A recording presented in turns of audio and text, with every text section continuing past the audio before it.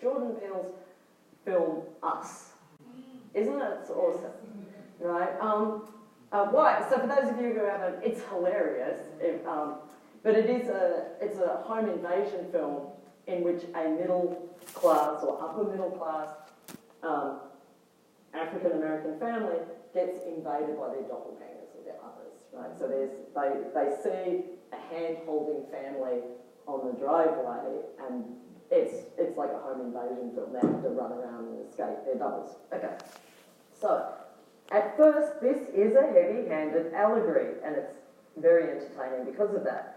The America of affluence and middle-class ease, including upwardly mobile African Americans who befriended the world's most obnoxious white family.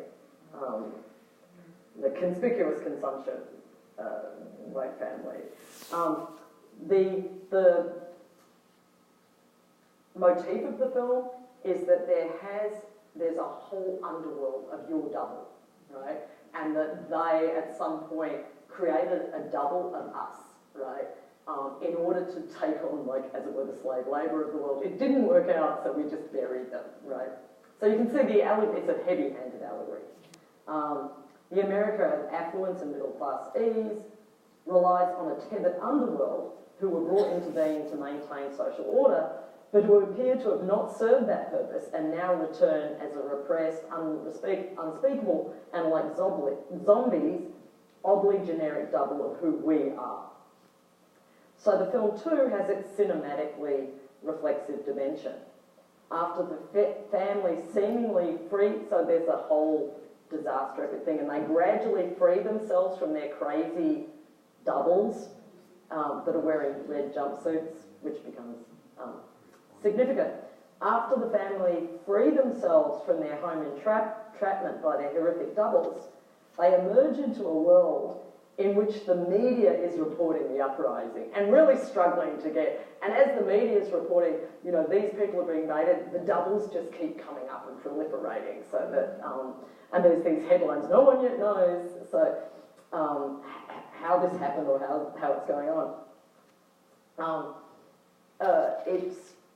The doubles are dressed, and I didn't know that this was a real thing until I researched it, in red jumpsuits holding hands, because there was a campaign called Hands Across America where we all held hands. Apparently it didn't work, but it was to raise money for homelessness. So it was that everyone would have a home, which when you think of it is everyone becomes like us, right?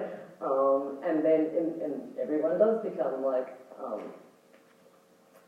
So that's the allegorical dimension, which is America exists on a failed dream of making everyone like us, and it has a tethered underclass, which is, you know, those who were there to maintain social order, but now we can't look at anymore. So it's the underworld of America's slave past. And I've said to a few people, isn't that the best film ever? And I said, but the allegory is so heavy-handed, right? Well, I think it's more than an allegory, not that the allegory as such is bad. I think there's a far more existential dimension. This is my last section. And it has to do with, to get back to the title, it has to do with what you would destroy and who you would kill in order to save the world. In order to survive, in order to save herself and her family, the central character has to kill her own children. I mean, they're the evil other. But she looks at this face of what is her son, and, you know, she's already... there's a good scene where they've already massacred the privileged white family, and there's a sort of allegorical revenge on taking revenge on white privilege. But then it becomes profound when she has to kill her own child.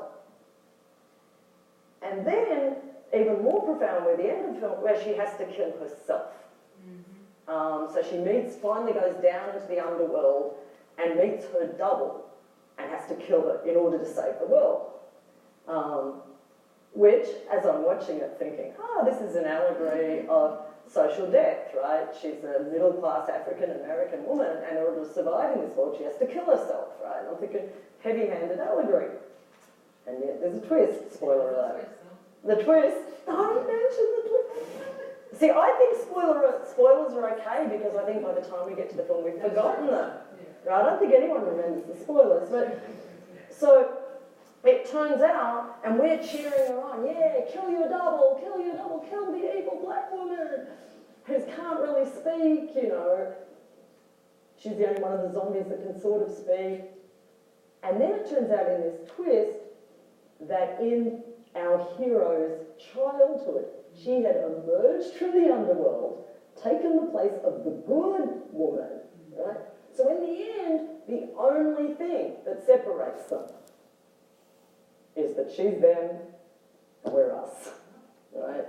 There's a political explanation to it that you can put anyone in the underworld and they'll become barbaric. But you've just gone through this cinematic experience of going, yeah, you know, she's strangling this woman and yeah, kill the right? And then you realise you were actually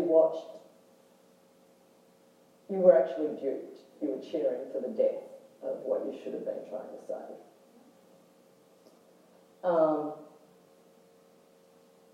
So one might think of this as an allegory of social death, that in order to live in this world, one either goes through 1,000 tiny deaths, denying one's existence every minute of the day, or one destroys one's world. Right? So there's these two strands in the film, but I think they're in all post-apocalyptic cinema. The double has been assuming the life of the original, only to find that the opposite is the case. What we thought was the evil other is actually ourselves. What we've always been trying to kill to save the world is actually the only other possible world. There's an allegorical dimension where becoming barbaric and inhuman can be traced back to enslavement. But that sets aside the crushing irony where the border between the voice and the copy become untethered. We kill what is not us in order to save the world. That's the message of my talk. We kill what is not us in order to save the world. In part, this question has a literal answer as we today watch the loss of so many worlds. We destroy worlds in order to have this world. But in part it has a figural answer as we exist within ongoing social death.